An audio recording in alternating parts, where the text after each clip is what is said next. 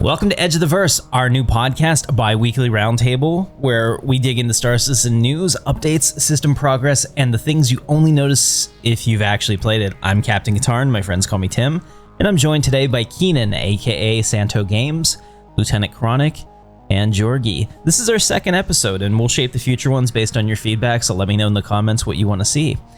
For those of you that are new here, and I realize, just like Disco Lando says, every show is somebody's first show, I wanted to have a format that we could talk about Star Citizen news and happenings without chasing the immediate news cycle on YouTube. I do not like making videos just to make videos.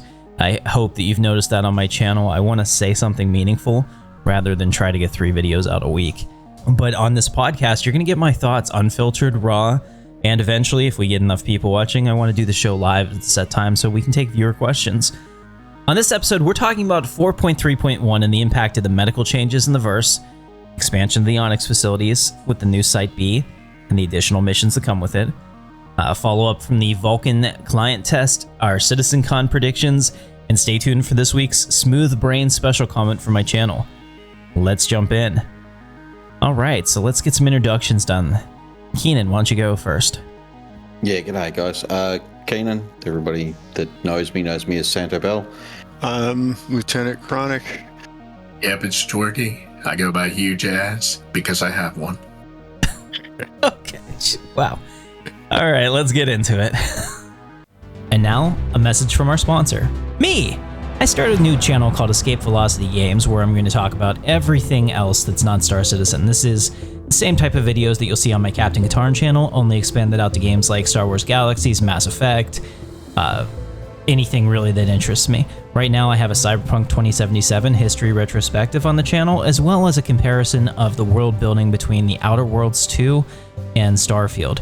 If you're interested in that kind of content, get subscribed because we're going places. Mass Effect, Star Wars Galaxies, Baldur's Gate 3, pretty much anything that excites me, I'm going to post there. The thing is, I love Star Citizen, but I don't want to have to make content on the Captain Katarn channel just to fill a YouTube quota. So I only post videos when I feel like I have something to say. Let's get back to the show.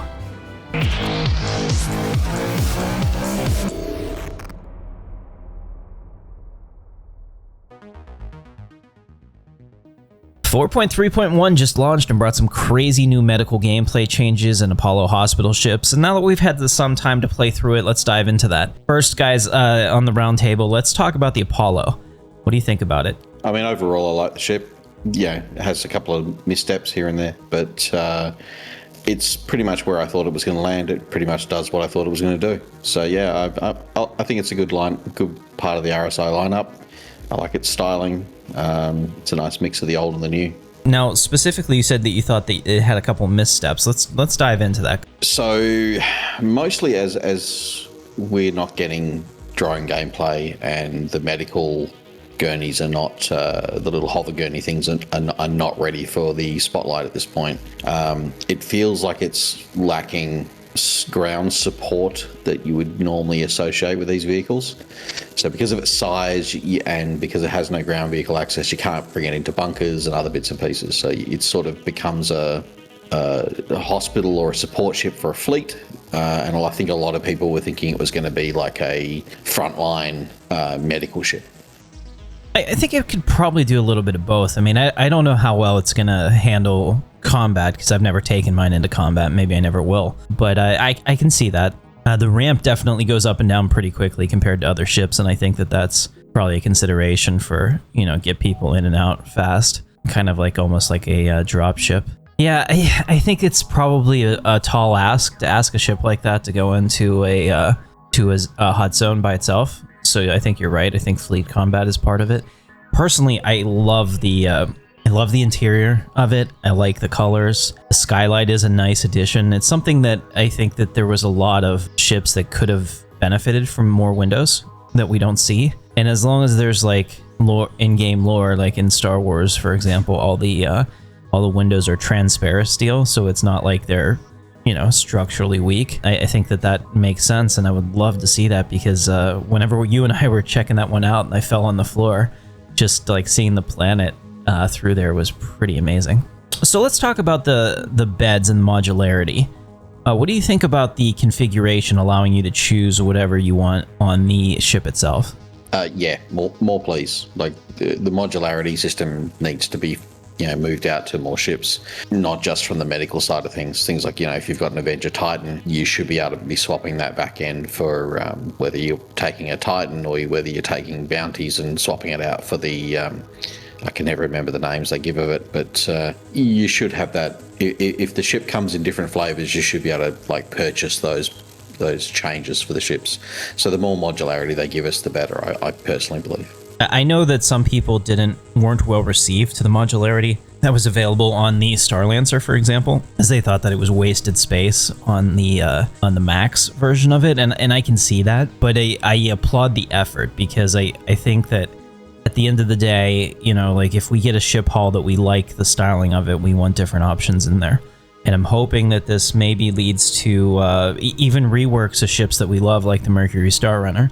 I had put in there before in my video that I wanted to see different variations of it, maybe the Mercury Blockade Runner, and how we could accomplish that. So I'm looking at that and hoping that CIG realizes that if they put that extra little bit of work into it, that they can get more of an ROI on it, and then we as players have more choices. And honestly, that's what it's all about.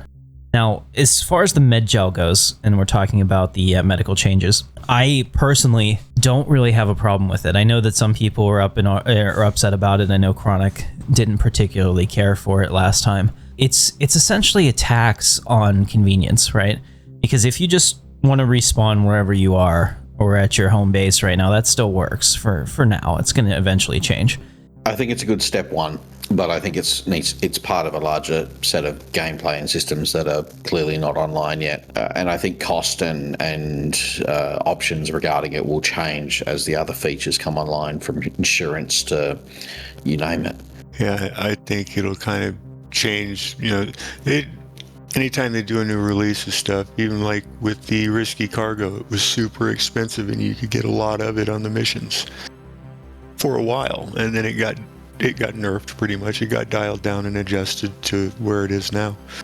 Yeah, well, that seems to be the MO of how Star Citizen works, right? Whenever something new comes out, they tend to inflate the prices to give players a incentive to do it. Because I don't know if you remember this, but when Salvage came out, it was all the rage because you could make so much money, and people were all excited about that, so they were salvaging, which in turn generates the data.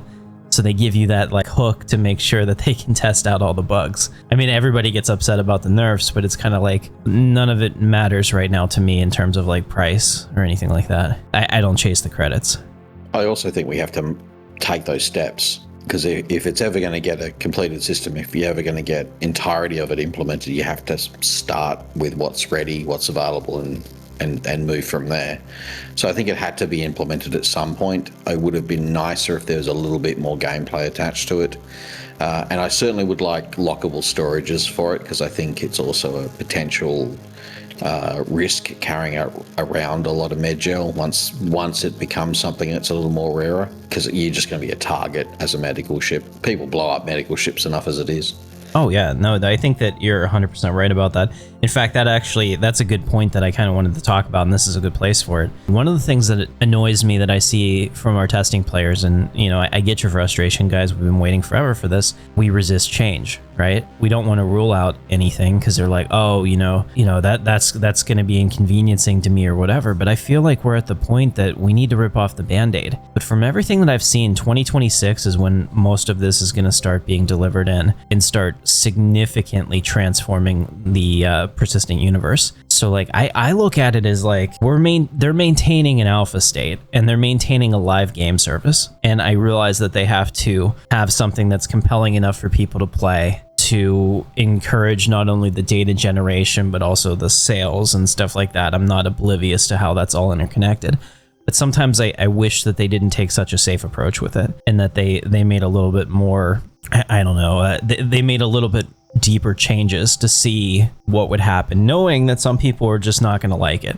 One of the most annoying things about Spectrum is anytime a dev posts, there's 50 posts under it, all bitching or complaining about something typically meaningless, mostly karma farming. And it's just, it makes it really annoying. And it's always the same 5 people. And it's always just like, oh, this is my opportunity to be mad, so I'm going to be mad. Yeah, I think that we need to move forward with that. And one of the things that I did see is that they had a question and answer on, I think, the 16th of September, where they talked about that, and they said that they try to make changes in the verse very slowly. For that reason, they don't want to pull the rug on a player that might enjoy this particular game loop. But I get that, but I wish that we just kind of like went into it and said, look, we're making these big gameplay changes in the medical, and this is kind of like working towards 1.0.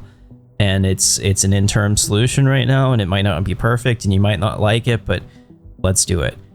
And I just hope that they have the the bowls, so to speak, to continue that into next year.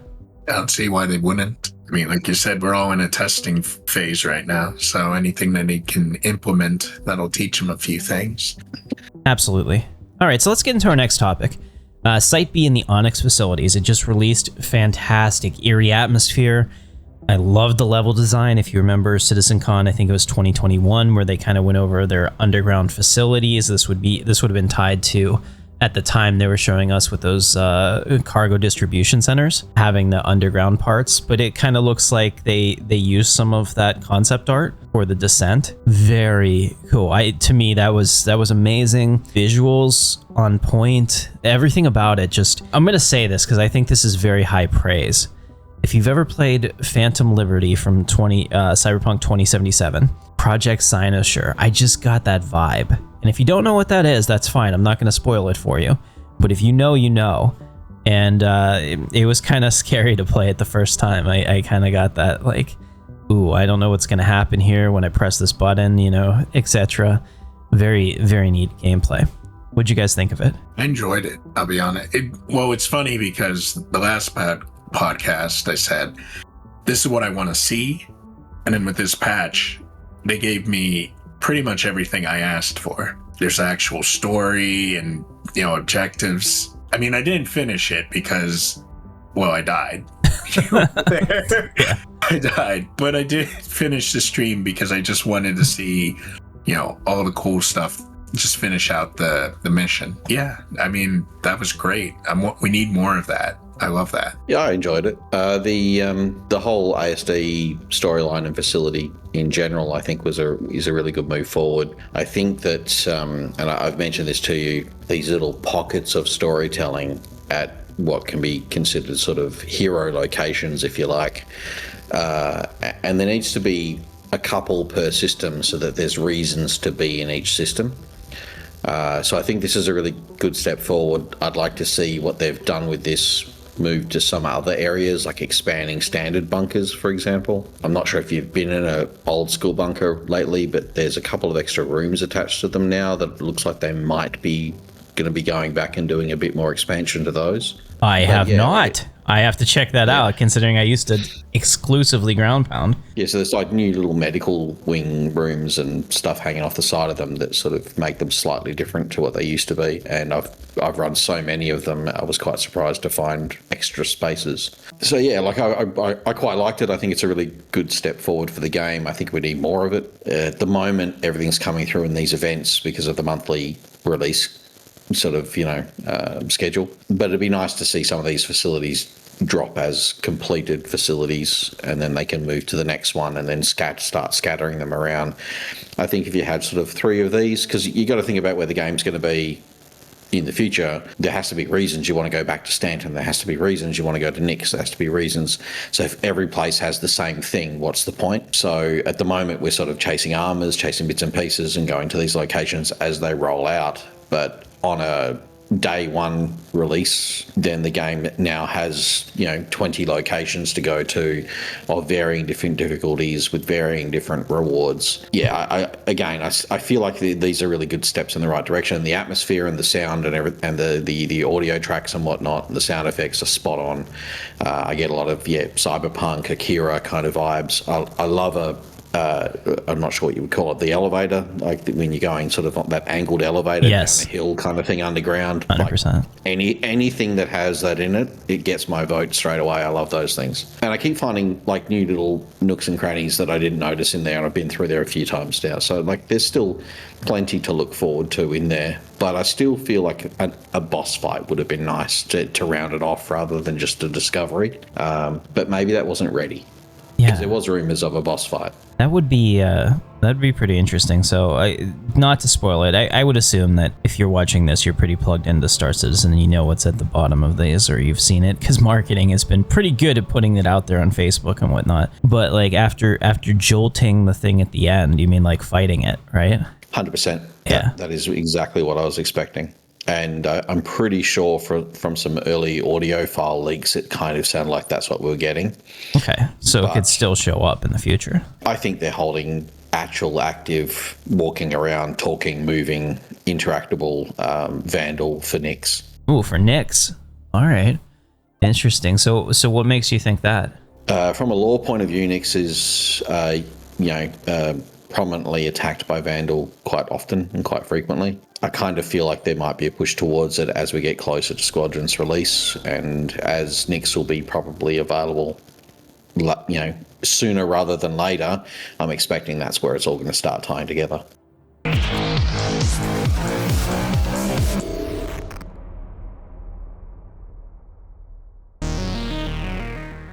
All right, guys, we're going to get into the Star Citizen news now. Real quick, Vulkan tech preview update. So we talked about this a little bit last time. I said after I recorded the podcast, I was going to jump in and test it. I wanted to give you my feedback. So first, for comparison's sake, I run at 1440p. I was experiencing about 130 FPS as a consistent frame rate inside the hangars at Orison, and I have an extra large hangar, so it's a huge volume of space. When I moved down into the spaceport and walked out onto the balcony overlooking the planet with the clouds and the other platforms, it dropped down to 40 FPS, but it was rock steady. It was amazingly steady, 40 FPS. So overall, test was a little bit mixed for me. I got great frame rates in space and in hangars, and everything looked good. When it was low but consistent on my system. Now, there were some people saying that they were only getting 5 to 10 FPS in Orison, and I can't confirm that because that was just in general chat, which I don't put a lot of faith into because, there's, especially in open tests like this, there's always bad actors that want people to, feel bad about something. But, at least from my perspective, and I do realize that I have a supercomputer. So from my perspective, it ran really well. Stability was probably the biggest thing I saw, more so than frame gains. I saw frame stability, which was great because that's one of the biggest issues I have with it. I've got a medium spec PC, if you like, but recently I've been, partially because of choice and partially because I had no other option at the time, I actually run an Intel B580, so the new Intel graphics card, which is a 1080p or a 2K GPU, and just because it runs better at 1080p, I've been running the game at 1080p. But before the Vulkan side of things, the frame rates are always up and down like a yo-yo. The card does really well, punches above its weight, but it's not the stablest of things on the planet. Vulkan definitely helped. I totally get that. Yeah, I giggled there about the punches above its weight because if you're a longtime Star Citizen backer, you know that's in every brochure for every ship ever manufactured. Ever. It's a running joke. But yeah, absolutely. Excuse the pun. It's funny. I do want to stress that the most interesting thing to me about switching to Vulkan is global illumination and ray tracing, which is going to completely change how the game looks. I think Star Citizen still holds up well. It's just that a lot of these newer titles that are coming out with all of that global illumination, ray tracing, a lot of the advanced features that were not present in the DirectX version of Star Citizen. Once they make it in, that's going to be transformational. And I'm really looking forward to that because for right now, if you have your lights on in your ship and you're looking into your hangar, your lights don't extend into the hangar because there's no global illumination. It's not taking into account the lighting source from your ship. So when you come into your hangar, all of a sudden your hangar gets lit up because the lights are on.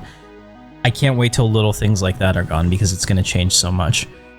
So let's move on to our next topic, 4.3.2. So it seems that our next patch in October is going to be a point patch, which is fine for me, but I'm going to quickly go through all of the bullet points for this. So it's going to have a new event in the Fight for Pyro storyline, which we'll get into. There's going to be new laser repeaters. Essentially, they're going through and they're reworking all the weapons in the game. We new Wicklow ship offerings, the heavy BattleTech armor, which we'll talk about. That's kind of cool. New hairstyles, which is, some people are like, are you serious? Are you serious? Are we celebrating new hairstyles? Guys, I remember back in like 2017 when we had like 3 hairstyles. So like, I don't necessarily celebrate them, but I'm damn happy that we're expanding that. We used to have only bald. Yeah. It's crazy. And then they would talk about it forever, that they have all these hairstyles that they made for Squadron 42 and they're coming, but then they were never like plugged into the PU. It was a pain in the ass. AI FPS turrets. Now they're already shooting us, so I guess these are like automated ones, is what I'm thinking. They'll like pop out of the ceiling and shoot you. I don't know. I mean, we'll have to see. I like that. Well, you're gonna like it. And mission pickup on location. 3rd time's the charm, maybe, if they can get it in this patch. That's been a card that has shown up for the last 3 patches, but it's one of those things. I'd rather have it be done than in and broken. And if it takes more time, whatever. Like I told one of the people that was arguing with me in the comments, I intend to live for the next 40 years. I am not in a hurry. So let's talk about it. So the new event in the Fight for Pyro storyline kind of ties into what we were talking before. Does Star Wars Citizen need more events? And I would say yes. Like at the beginning of the year, if you asked me, do we need more events? And I'm thinking things like Jump Town and Xenothreat, I'd be like, no. and I'd be like, no, I didn't find them to be that exciting. I realize I may have a minority opinion on Jump Town. It seemed it was pretty universally beloved. But to me, those were kind of like gimmicky, you know? Because they weren't systemic. You had to like be there at that time, and then it didn't run again, and then you were left with the empty void of whatever your normal gameplay was. And if you found that to be really exciting, you know, going back to doing whatever you're doing is kind of hard. One of the things I like about the ASD storylines and like the Stormbreaker and all of that is that it's always there, and we can go do it. We can just be like, hey, let's go run a line in mine tonight. You know, let's get a big group together and see if we can take over the satellite facility and all of that. That's fun to me. That's amazing. That's something that I didn't expect to want as much as I do. Go into the ASD facilities and be like, hey, let's go do it. I want to do some of the story, or I want to get some more stuff for Wicklow, or whatever the case is. We can do it. Or, you know, if somebody says, let's go run the worm, that's fun too. I've had so much fun with that. It's one of those things that, yes, there's a PvP tax potentially, and I know that can, you know, put off a lot of people, but sometimes you just gotta be like, I'm gonna push myself a little bit out of my comfort zone, and the rewards are really amazing. Like the gameplay experience, I think, was worth it. So let's talk about this Fight for Pyro storyline. So I'm thinking that this is probably what Headhunters, Xenothreat, and Citizens for Prosperity, and there's another group. What are they? Freedom Fighters? Is that their name? Yeah, it was the Freedom Fighters, I think. But they were they the ones that was the fake organization? Maybe, because I haven't really like kept up on the Pyro lore to this point, so maybe this will be an interesting way to dive us back in. It didn't really interest me. I had plenty of fun going to Pyro and running the general missions to some of those outpost locations. Exceptional work with the asteroid bases. Love that. But the actual storyline attached to them, yeah, I don't think it was delivered very well by CIG, so it didn't land with me or lots of people that I play with. People just ignored it. Yeah, I think that was one of the criticisms. Like they wanted to make this big like 3-way faction fight, right? And that never really materialized. And I think that's part of like Pyro feeling empty. And I did a video on how it's not dangerous. It's probably more dangerous to be in Stanton, to be honest. And you're welcome to disagree with me. I just think that like Pyro could use so much more love. So seeing that it's going to get that is a huge deal, because like the ASD facility is kind of like reinvigorated, I think, Star Citizen in a lot of ways. People came in because, you know, the resource drive was a letdown. And then boom, these ASD facilities come in, and now all of a sudden you have extraction gameplay, and that can be its own loop in itself, and people are interested in that. And now we're doing this Fight for Pyro storyline, Now, if that's the same systemic, always there content, then we're starting to get something for Pyro that could potentially be good, and who knows where that goes. I'm liking that. I think that that's cool. And, you know, I never would have said that events are the way to go like this for Star Citizen, but I'd be wrong. I was always on board with the whole, like, Star Wars Galaxies, it's a sandbox model, you know, like make your own fun. And I still think that there's going to be a lot of player agency that you're going to need to have to really enjoy Star Citizen, especially post 1.0. But now seeing that there's also all of this other stuff out there, I think it really enhances the gameplay. Yeah, I agree. I'm just not entirely sure that it's going to be a persistent event once it's done. I think the fight for Pyro stuff is one of those once it's done, it's gone scenarios. So some of the locations or whatnot that we have to go to are probably going to remain. Some of the maybe mission lines and stuff will be there, but I think the actual event as it stands will end with this at the end of the year, and then they'll start another year-long story rollout, potentially with Nyx or some other location next year. Yeah, no, that's awesome. I would love to see that. All right, guys, so let's take a look at the new heavy BattleTech armor, and I'm going to have a picture of the leaked prototype on the screen, and we can talk about it. At Citizencon last year, they talked about having tanks, so there were like 5 different roles. They kind of went over sniper, which we've kind of seen with the ASD armor. I think that was even the same armor set. For the ASD one or for this one? For the ASD one, for the sniper. Yeah, it was, yeah. Okay. So then this one is a little bit different than what we saw last year, but this kind of looks like more moving it into a final art pass where you have to account for the character's movements and things like that. This is close to the tank armor, at least I can see that in the chest piece. So what do you guys think about this? Do you like the direction that they're going with this armor set? And also maybe a second question, do you also like the idea of tying classes, so to speak, to armor? First off, it literally does look like a tank to me. I mean, it's green, it's got those bulging metal plates all over it. I mean, I like the look of it. I mean, I hope it hits like a Mack truck, but... Does it kind of look like Mando wishful thinking to you? Like, to me, like, the center's completely exposed. It's like, please hit me here. Oh, please don't hit my thighs or my shins. Maybe the outside is good, right? So maybe you're intended to stand at them with like the side of your legs facing the threats. Well, I'm hoping if it's a tank armor or, you know, that heavy, you should be able to just... I'm hoping for like a run and gun kind of situation. You can do a lot more of just running in there, Jenkins style, and just blasting everybody. Okay, so that's interesting. Obviously at the trade-off of like your movement and, you know... Well, that's what I wanted to talk about. You can absorb a lot, but you just can't run or walk very fast. Well, that's what I wanted to talk about, because the last 2 armor sets that we've got, the ones from Site B and the ones from the resource drive, were like power assisted. Have you guys noticed that you can like run longer without being winded, or in some cases you can run faster with the armor? I don't know about the running faster, but certainly without as much exhaustion, the builder armor, the new heavy armor seems to have, and it could just be in my head, but it feels like you can run for a lot longer than most heavy armors in it. Yeah, absolutely. And that's a welcome sight. That's a welcome addition to me if we're having a reason to differentiate armors. That's what it's always come down to. Like in the past, they were all mostly the same. So for me, I always choose medium armor because I like the Inquisitor set. I like the way it looks. It synergizes well with the helmets that I like to use.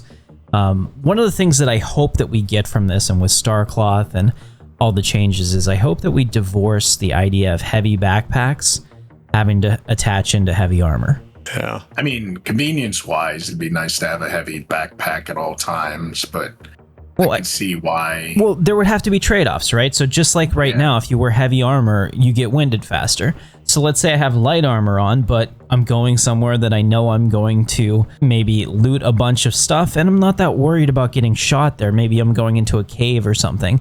Taking the heavy armor or heavy backpack with me makes sense and has those trade-offs, and I think that the game needs to work towards that. And just like right now, I can wear a heavy armor helmet with a light armor set, or I can wear a light helmet with a heavy armor set. You know, like that's kind of mix and match. And I'd like to see the back plates or the backpacks do the same thing. And along the same lines, I think that we also need, like real backpacks for clothing. In fact, when Starcloth comes out, you're not going to see me in armor unless we're going into a combat situation. My character will be dressing in clothes as much as possible. I mean, personally, I'd like to see backpacks disconnected from armor types, but it would have to be done in a way that's, I guess, fair. Storage really doesn't impact other players around you. It just means you can carry some more stuff. There would have to be some drawbacks if there's some bonuses you get for it. But I mean, even now, not every heavy backpack is the same. So you get some heavy backpacks that are, I think the highest is 180,000 SCU or whatever it is, and then the average is 150. But there's one that's slightly smaller. I think it's like 130 or 120, and you can stack that one in your if you have an 180 volume backpack, you can put like 4 of the 121 in there, right? And then you can put stuff in that and stack in your backpack, and yeah, like there's already ways around the limitations of the backpacks. You can already mix and match every other piece of armor. Just, make your runs slower if you've got a heavy backpack, or make your repooling ammo slower because you're having to deal with the cumbersome heavy backpack. I like that. Yeah. Add a drawback to it for the bonus that you're getting for carrying it on an armor set that's not meant to have it. Yeah, no, I think that's great. I think that there are different ways to balance these things that, might not be top of the mind to me at least. But yeah, no, that's a good idea. All right. Don't you think that would contradict with the idea of the, assuming they go that way with like class specific armor sets? See, I personally don't like the idea of having classes tied to armor. I don't know how I would want to do it. But like sometimes I want the freedom to dress the way I want. Like for example, they were showing in Citizencon last year that the leader, I think that's what they called it, like essentially like the captain, would like be wearing these clothes. He looks like a scoundrel, at least from it looked to me like he was the scoundrel smuggler class from SWTOR kind of thing, like very Star Wars inspired clothing, and everybody else is in armor, but the leader's not wearing armor. And that's fine, but like I would like to be able to be this class without being tied into that specific look. Like for example, if you want to be a sniper, it looks like you have to have the ASD light armor that they have in the facility, because that was the same thing that they showed. There'll be some kind of module in there that maybe interfaces with the new scanning and FPS display screens that we're going to get early next year. That's cool, but I'd like to be able to divorce that from that. I'd like those to be modules that I can put into whatever I want to wear, so that I get to customize myself, my look, and my mission specific gear. I think maybe I'm thinking too far ahead. Maybe that's like a future, deliverable or something, and right now this is just like a way to get this in. But you know what I'm saying? Like, and that comes with the crafting part too. So then if you tie it all together and you say, okay, so I can make this helmet, maybe I get a schematic for an ASD helmet. When I say ASD helmet, I'm talking about that light armor. What was it called? Geist armor helmet. And let's say I craft it exceptionally well, and that unlocks a module slot. And now all of a sudden, like I can put in that module slot the FPS scanning thing, and then that helmet is hooked up to it. I'm just taking this a step further, kind of like Star Wars Galaxies style. And now I have this functional helmet, but maybe if I exceptionally craft something else, I can get a module slot on that and use that too. I get it. Games like this sometimes want you to be able to look at another player and tell who they are and what they're doing at a glance, right? But it's never been something that I particularly like, because I like player freedom. I just don't think backpacks are armor, so I don't think they should be associated with armor. Okay, that's fair. I kind of went off on the tangent. All right, nice and simple. Let's jump into the meat and potatoes of today's show, Citizencon Predictions.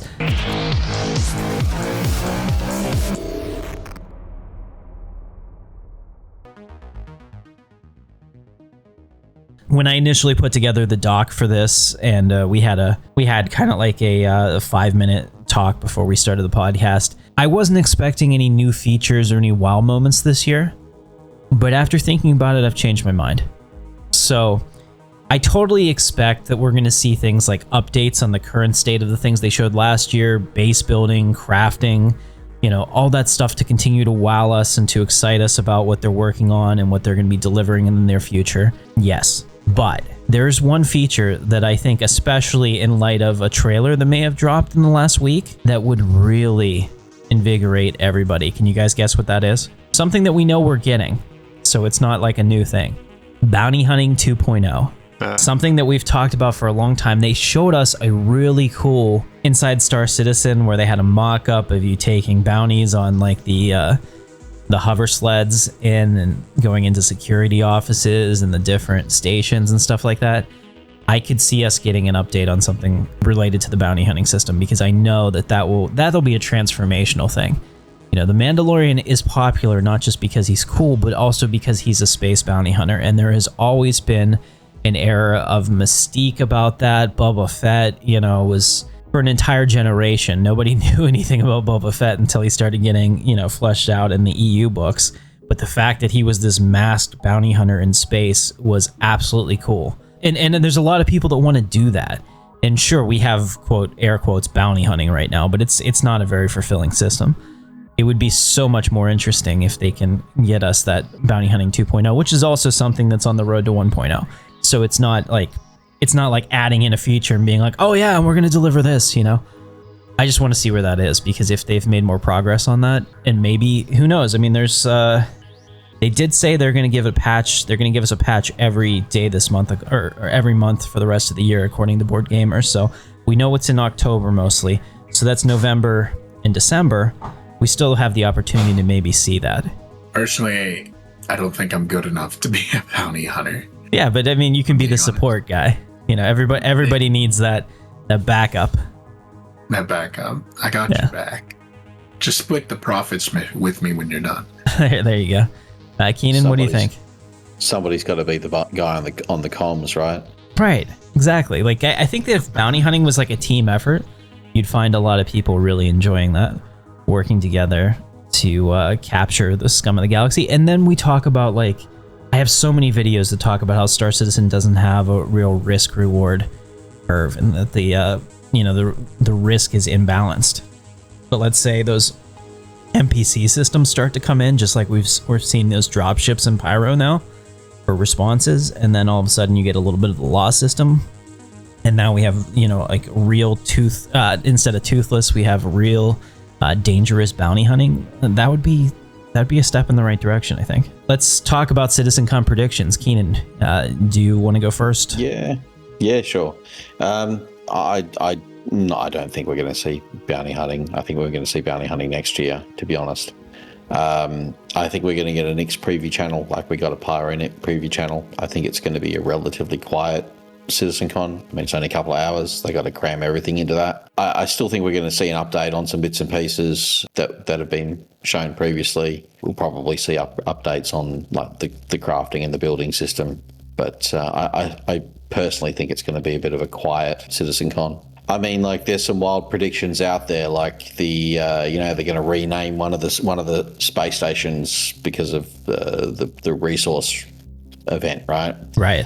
So one of the predictions is it's going to be Olisar returning. Okay. I don't know. Like, I don't think it's. I think because of the type of year we've had, and the shortness of the event, I don't think it's going to be like an amazing blow your socks off kind of deal. I would like it to be, but I don't think this is the year for that. I think we're going to get I think we're going to get more about like how things have come along and that they're getting ready to go in. I think we're going to see those things starting to go in next year. Then Squadron's going to launch. It's going to be all focused on Squadron, and then we're going to have 1.0 and a lot of those features rolling out for 1.0 in 27. Yeah, I can see that. If you take out all the fluff, because like I do a lot of B-roll manipulation where I'll go in and I'll take one of CIG's presentations and I'll cut out all the places where, like they're speaking to the audience or there's applause or downtime or whatever. I think that if you had let's say it's 2 hours. Do we know how long it is? Is Yeah, that it's it? just over 2 hours. Okay, so it's just over 2 hours, but I mean, like, they don't have to have any downtime. They don't have to have Disco Lando walking around talking to the crowd. They don't have to have any of this. Most of the keynote presentations, and this is including, introducing Chris Roberts and all that stuff, like all the stuff that you get from having a live presentation, they're not usually more than 90 minutes. Okay, that's the keynote. So if you were to say, okay, I have 2 hours, like I have essentially a little less than the runtime of The Empire Strikes Back, which is, I think, a perfect way to think about life in 2 hour blocks. Like, where are we in the storyline? Weird, but that's how I that's how I handle time in my own head. If you have 2 hours, I think you can get a lot in, because like inside Star Citizen, right? 15-minute shows, 20-minute shows at most. Each segment's 7 minutes, and you get like a lot of information about ships or systems that they're working on or whatever. Extrapolate that over 2 hours, and I think that it could be very dense. It'd be pretty awesome, actually. And it's one of those things that, like, if it turns out to be like the way to go for the company, efficiency wise, I think that one of the early criticisms of Star Citizen, which I understand, is that they used to work 4 or 5 months out of the year just to get a presentation ready back in the old days, like in 2015 and 2016. When they were going to Gamescom and all that, they would have people specifically working on these demos that weren't doing maybe work that translates into the PU necessarily. You'd have other people working on that, but they were, air quotes, wasting dev time, but they had to sell the vision to us. So one of the criticisms that I've seen from former employees from that time was that, like, we spent way too much time working on demos than we did working on the game. But at the same time, you got to sell the pitch, right? If people don't understand what you're trying to make, you fail. I get that. So now we're in a part where if they're able to spend maybe 4 weeks on Citizencon or less to show us that, that's good for us. I mean, think about how long it took them to set up. Think about how long it took them to break it down, the facility. Think about all the man hours that are lost. Maybe online Citizencon is the way to go, which would make me sad because I never actually got to attend one physically, and I hope that I will in the future. But do you guys agree that this could be like a better way forward, maybe? In the short term, I think so. I think we'll go back to in-person cons. I think you'll see one potentially like the year of Squadron's release. We might get an in-person one next year if it's on schedule, and potentially also for the year that like when if 1.0 drops in 27, we could likely see an in-person one then. I just think that when a launch is happening, they're going to be all hype forward, pushing out any kind of physical location media. You'll probably find them at Gamescom and Tokyo Game Show and all that sort of stuff. Oh yeah, that makes sense. 100% makes sense. So I think that's actually one of the reasons why I'm sort of expecting this one to be a little bit more of a, fizz rather than a pop, because I think that a lot of things, like if you kind of, if we're working towards a 1.0 and we're expecting 5 systems in a 1.0, then we are getting Nyx by the end of this year, then we're getting Hades by the end of next year, and then in 27, when the year they want to actually have 1.0 out, we're getting Castra, or we're not getting Hades, we're getting Terra. Like there's just enough time to squeeze out the 5 systems they wanted for the 1.0 in the time frame that we have. I agree. I think they're focusing more on that than trying to get us a nice little slice to show us over a short period of time. But so I think we'll get fanfare when it comes to Squadron's release, and then I think it'll be quiet until we're getting a 1.0, and then it'll be engines full. Yeah, like avalanche marketing. Yeah, and I think that'll include another in-person Citizencon, because it'll be release year. They'll want to really make it big. And at that point, if they're pushing towards a release at that point, then the little things that are going to go wrong, the bugs, and all that sort of stuff are going to be minimal. And it's going to be more about, like, this is where it is. And then they probably, rather than focusing on what's coming next year, it'll be more about what's happening over the next 5 years. Yeah. And then I think it'll be, bigger than Ben-Hur, so to speak. All right, no, that totally makes sense. And for ships, I want to kind of get through this. We're expecting to see the Paladin, is that correct? Yeah, well, I mean, again, rumor mills are mostly behind it. But if you look at the digital goodies pack, the flight suit that you get with the helmet has the same color markings and the same serial numbers as the concept art for the Paladin. So it's pretty much a given. I'm more interested in the other armor that's hiding in the back that has the 4 eyes. Ooh. Okay. I don't know if you've seen that. I haven't, but I'll put a picture up here for the audience. Very, like from the silhouette, it looks very, I don't know, Vanduul inspired. Okay. That's cool. Yeah, we'll have to definitely check that out. I'm totally looking forward to Citizencon every year. I mean, even when it's not been, oh my god, you know, and really I think maybe the pandemic year, 2000 was a little bit meh. Like we got to see some pyro stuff, but there were a lot of comments about how sexy the grass looked. Oh, so that was in the background? Holy Predator. Yeah, so while I'm not entirely sure that it's going to exactly look like that, if you look at the last picture I posted, that someone's highlighted the armor shapes from the silhouette. Mm-hmm. It's definitely very similar to it and has like the 4 eye lights and all that sort of stuff. So it's possible that we're going to get something akin to that armor, and if that's the case, that looks like it's the Vanduul hunters. They're the guys that are pissing off the Vanduul in the Nyx system because they're selling, you know, dead Vanduul bodies to ASD and all that sort of stuff. Okay. And that's what they look like. So we could be getting some of their stuff, which would be neat. That is awesome. I love that. All right, well, we'll have to see. What about the one on the left? No one traced that one. Nobody seems to care. It's just a dude standing there. But you know what I think it is? Oh my. That looks like the leader armor. Remember how we were talking about the leader wears just clothes? Why would they show a guy just standing there with his back to you in clothes? I think that's why. Or no, maybe he's facing you. I can't tell. We could see them both. That would be awesome. So it's interesting because, yeah, we're getting the flight suit, we're getting 1 set of clothing, and then we're getting 2 armors, and all of those boxes are essentially hanger flare. Yeah, 100%.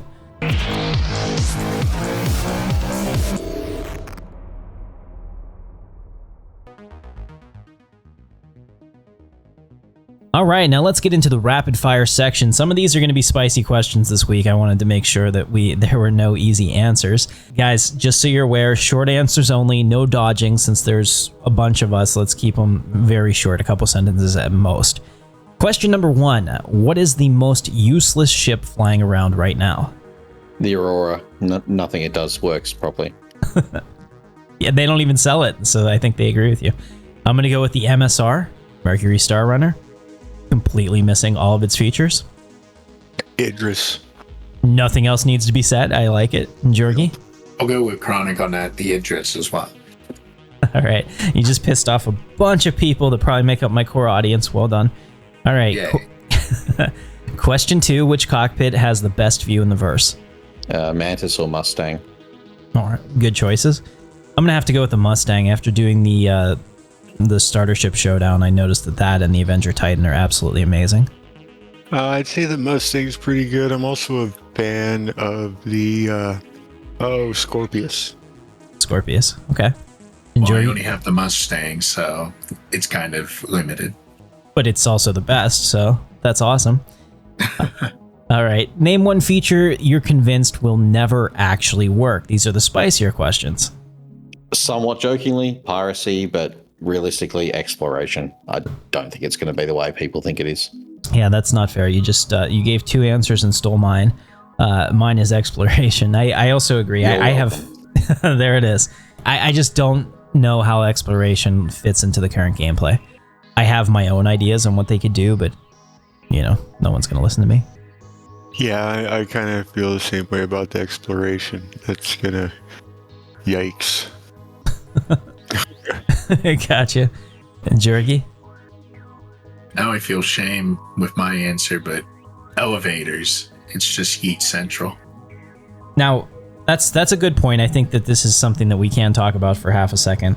So they actually are completely redoing the transit system from the ground up with the lessons learned of what's gone wrong with that. So we should see that in early 2026, at least according to the current roadmap, such as it is. So I'm excited about that because it's like maybe it'll work, but if it doesn't, then it's kind of like Panic Central, right? Funniest bug you've run into this year? I'll keep this as quick as possible. I jumped into Quantum. My ship stayed still. I did not. My player character moved at quantum speed, blacked out. I came to. I was in orbit around Crusader, and then I got cleaned up by a C2 and died. Holy shit! Okay, so let's break this down. That's actually hilarious. So you hit quantum. Your character was like, "Fuck off, I'm gone." You know, you went to quantum. The ship stayed there. You're flying through quantum space like as the Star Child from what is it? 2001. And then you came out of quantum in orbit of a Crusader, and you're just like, "Oh wow, that was something." And then somebody else came out of quantum and hit you, or was it your own ship? No, it was somebody else. Yeah. It was somebody else. I started at Microtech, and the whole time I was like turning around, like when I wasn't blacking out, I was like sort of turning around, looking behind me with the camera, and you could see the marker for the ship.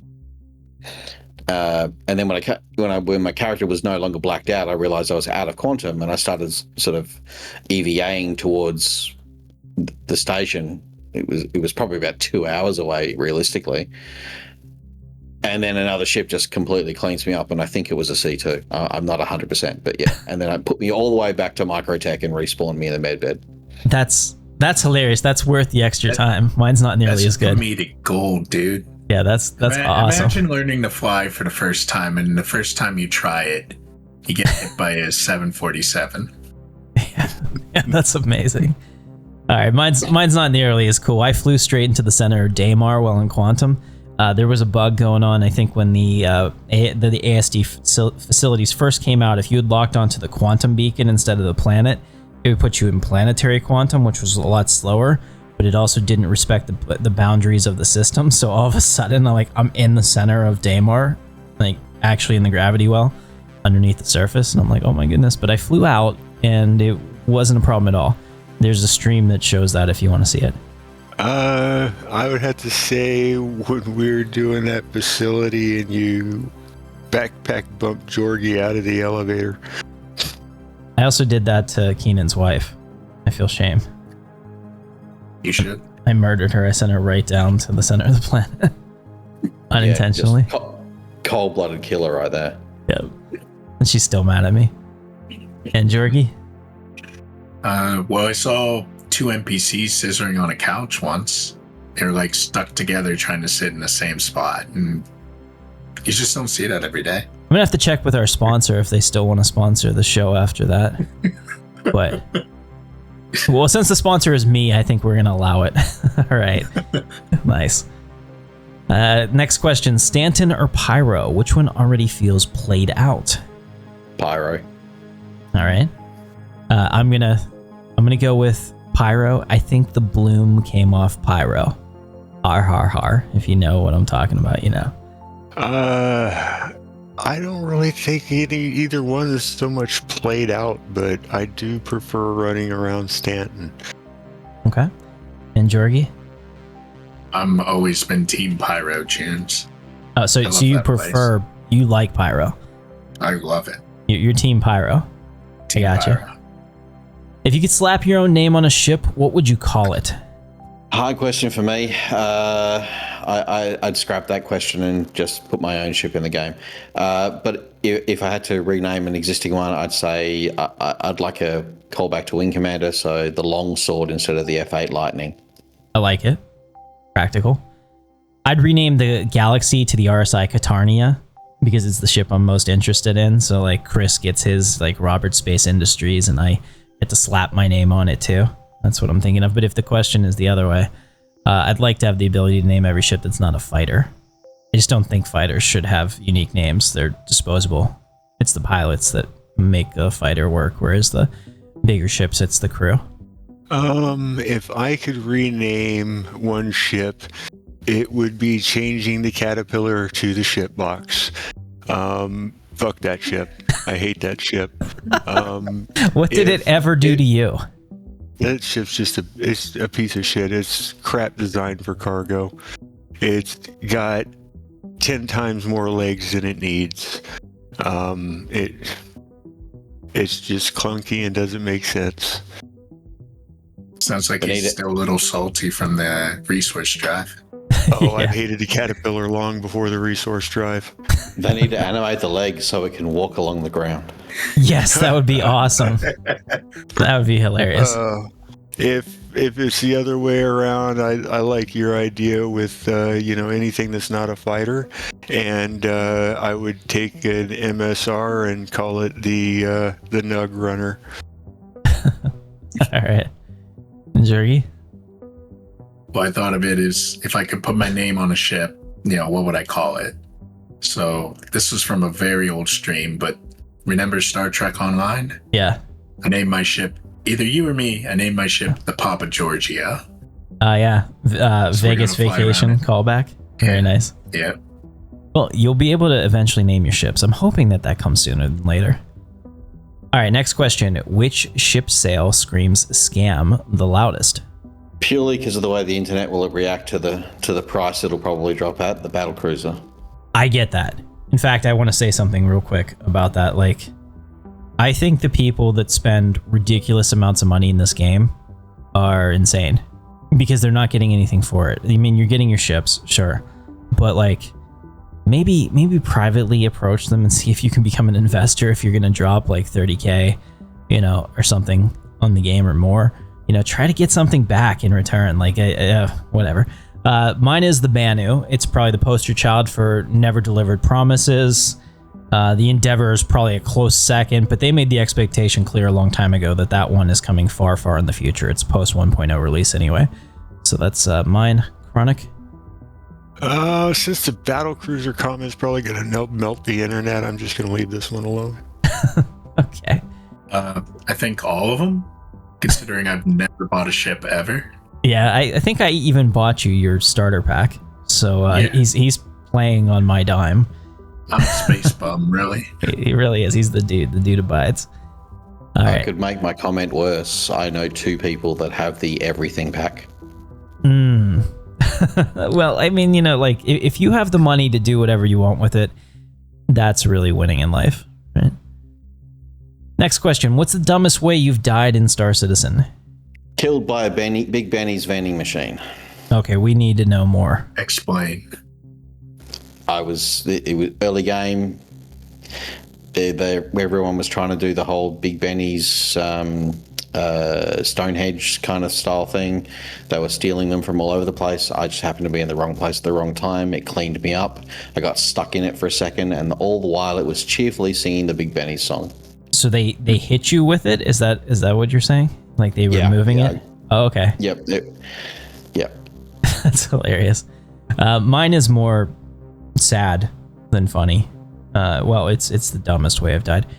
A stream maybe 2 or 3 streams ago, I died in space without a helmet on because I'm a moron. Something that really shouldn't happen in 2025, Like we have all these systems and alerts to tell you when you jump out of a ship without a helmet on, and I still did it.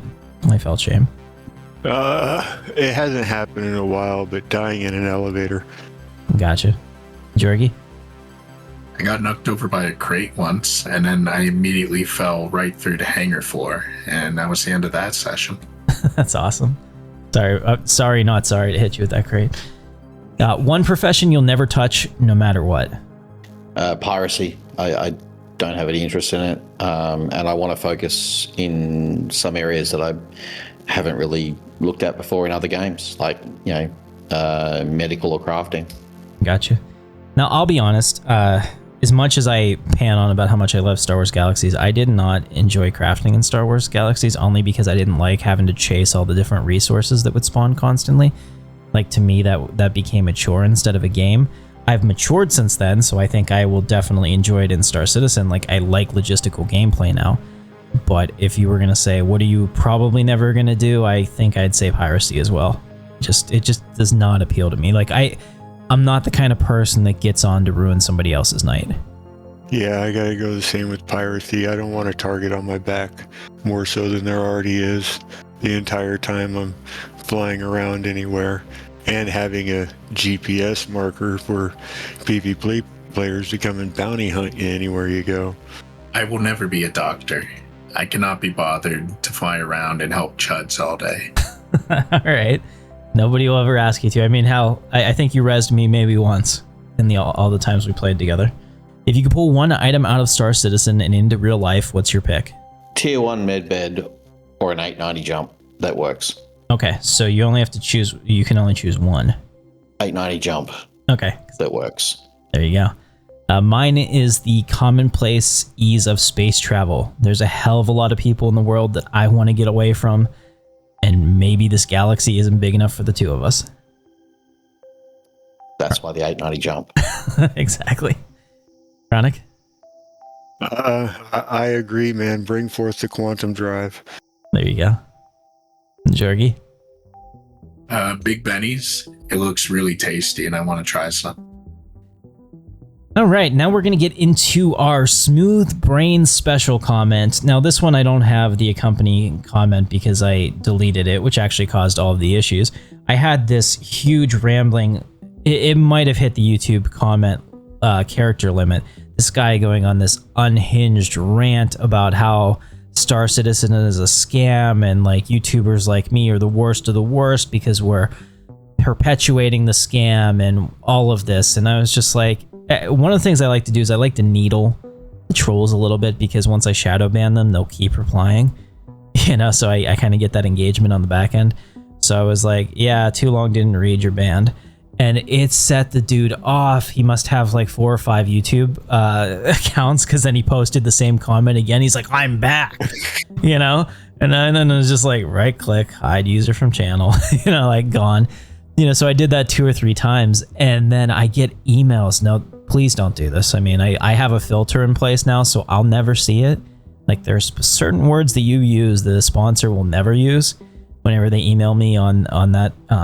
But I got 3 emails within 5 minutes from this guy at my business address on the Captain Katarn channel saying, hey, I know that you blocked my stuff and you're just blah, blah, blah, blah. And the next one was that I reported you to YouTube for spam and deceptive practices and we're going to get your channel closed and all this stuff. And he's like, yeah, don't even respond to me. I wouldn't want to read it anyway. I was like looking at all this. I'm like, holy shit. These are the kind of people that you're like actually afraid of in real life because they're so unhinged. So moral of the story, don't be that guy. And if you try to send me emails to my business account, it's just going to go to my spam.